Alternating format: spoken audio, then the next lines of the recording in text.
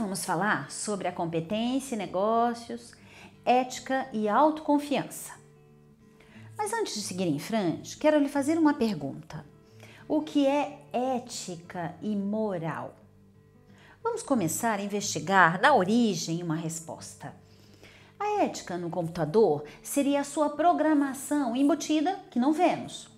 No ambiente filosófico, a ética constrói os fundamentos dos valores que orientam o contorno dos nossos comportamentos numa sociedade. Já a moral, no computador, seria o que vemos na tela e que podemos interagir, mas sempre regido pela programação interna. A partir da ética, a moral são os costumes e comportamentos manifestados, considerados adequados nessa sociedade. Um sujeito imoral é aquele que rompe ou age contrário com a moral vigente, apesar de conhecê-la. Já o indivíduo amoral é aquele que não reconhece para si a necessidade de qualquer moral, agindo alheio a ela na sociedade. O que é ética e moral no trabalho? No trabalho, além da ética social, existe uma ética profissional que leva em conta o papel funcional do trabalhador, cargo, responsabilidades, direitos, deveres, etc. Ela amplia a ética social e não pode contradizê-la. Não existe meio ético, como não existe mulher meio grávida.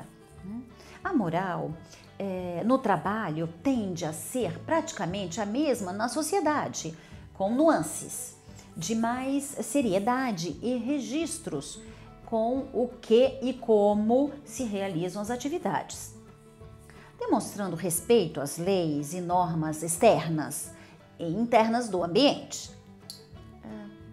Muita paparicação dirigida aos donos, presidente e diretores. A ética, a moralidade e imoralidade no trabalho. Quando empresários e executivos esquecem-se dessas definições ou quando decidem não levá-las em conta, manifestam a infantil e perigosa visão que dentro dos escritórios, sob seus comandos, existe uma ética distinta da de fora, impondo a todos uma moral controversa.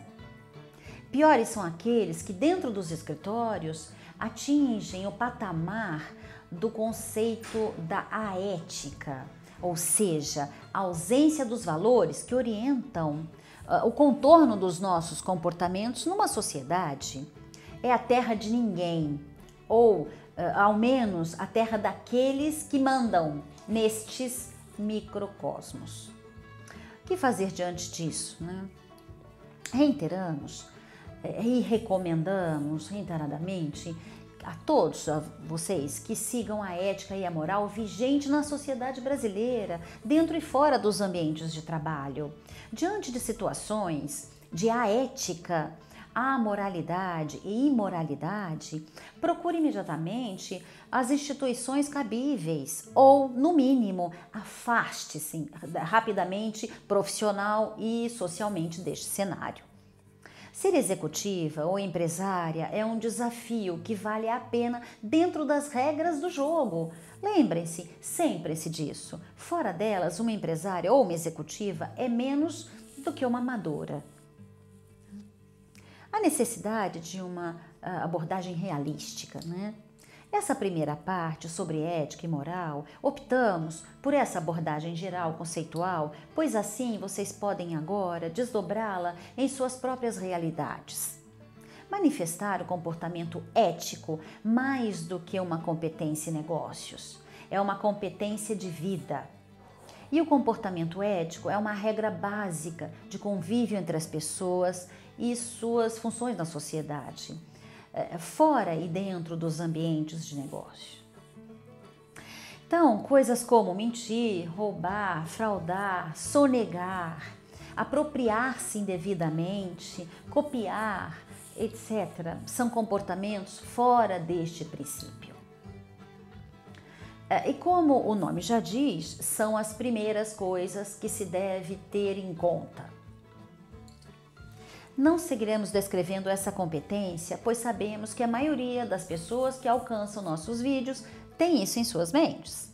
O importante é saber afastar-se do envolvimento profissional e pessoal da falta de ética e de suas consequências. Coisas ilícitas que o chefe mandou fazer ou que o diretor exigiu não se justificam, mesmo por suas meras ordens. É a sua ética que estará em jogo e não a deles. Então você não acha melhor deixar as coisas nas mãos deles?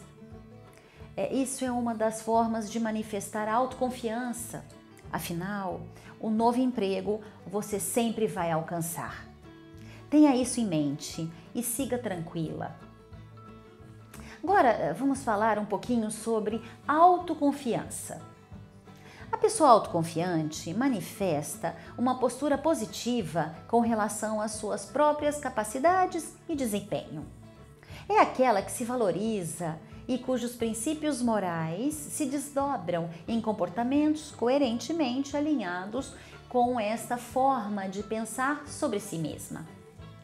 É convicta sobre o que sabe fazer e de fazer bem feito, de ter a capacidade de enfrentar dificuldades e privações e de conhecer o sabor da vitória e da conquista. Autoconfiança expressa suas crenças, valores e ideias construtivamente. Por essa razão, a autoconfiante manifesta a postura de promover e garantir o equilíbrio entre princípios e valores corporativos e padrões éticos da empresa onde atua frente aos seus próprios. Em situações difíceis, atua segundo princípios ou crenças próprias, consoantes com os padrões corporativos. Se algum dos princípios corporativos mostrarem-se desalinhados caso ela não possa alterá-lo, ela não fará mais parte da empresa. Autoconfiante frequentemente promove o equilíbrio entre princípios e valores individuais e padrões corporativos para auxiliar seus pares em decisões complexas.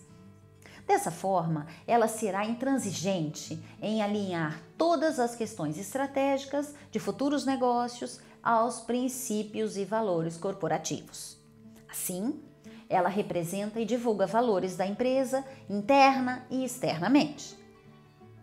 Veja que sobre essas fortalezas de ética e autoconfiança não há espaço para o temor demissionário, para a submissão ou abordar crenças e valores pessoais.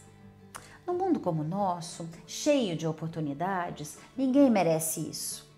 Ninguém com o mínimo de autoconfiança deve se permitir permanecer num ambiente insalubre a si.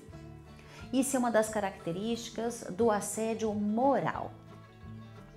Uma dica forte de como evitar esse tipo de empresa é pesquisar tudo o que puder sobre ela antes de aceitar uma oferta.